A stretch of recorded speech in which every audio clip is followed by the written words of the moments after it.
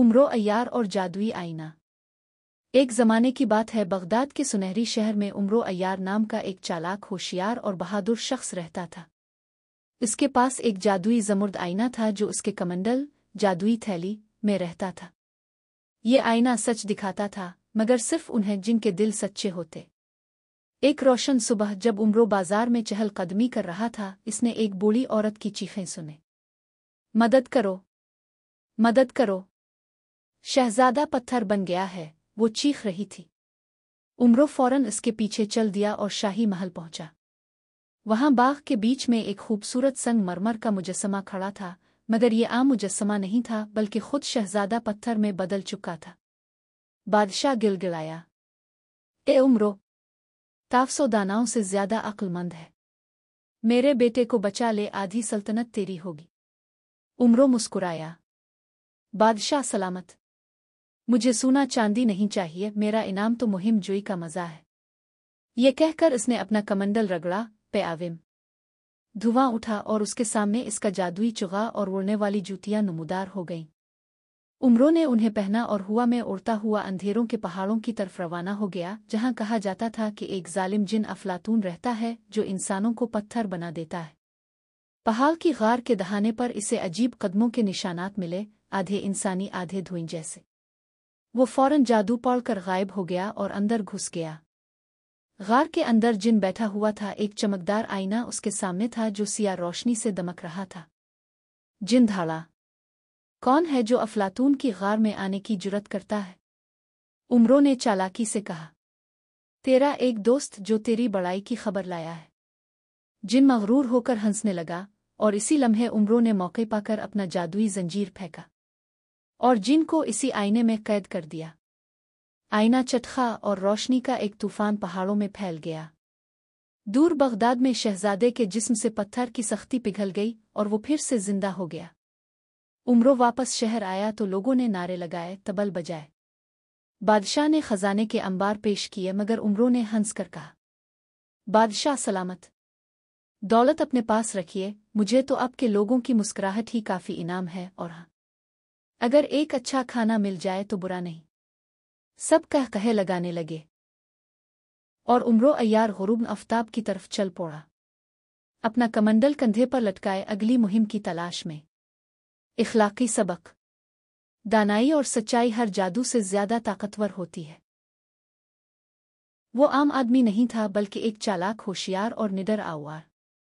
लोग कहते थे कि अनमरों के पास एक जादुई जंबील है जिसमें दुनिया की हर चीज छप सकती है, चाहे वो तलवार हो, सूना हो या कोई इंसान।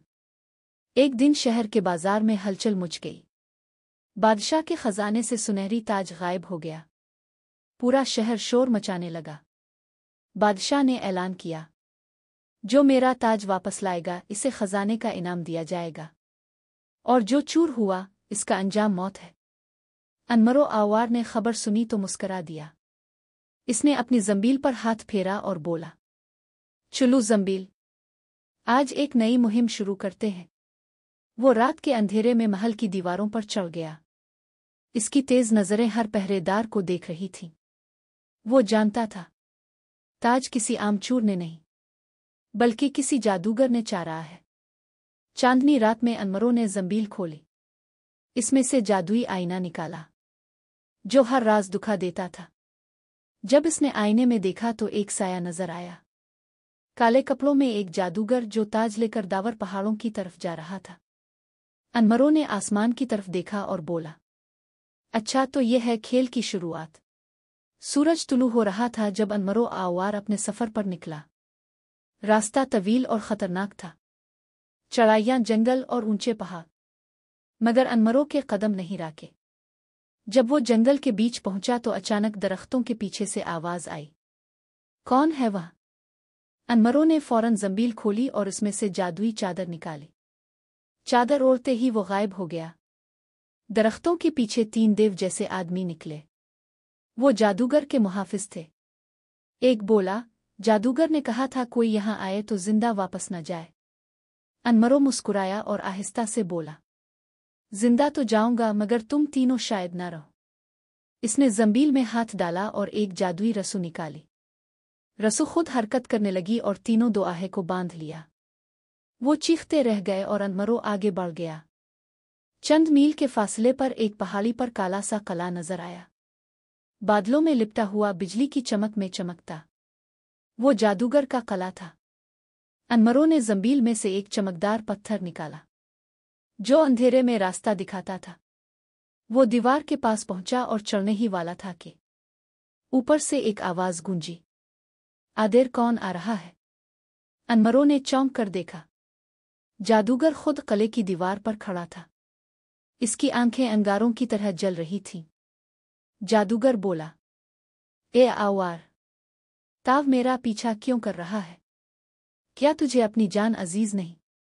अनमरो ने कहा, मैं वो हूं जो मौत से नहीं डरता। मैं वो ताज वापस लेने आया हूं जो ताव ने चारा। जादूगर हंसने लगा, हा हा हा, आजा अगर हिम्मत है।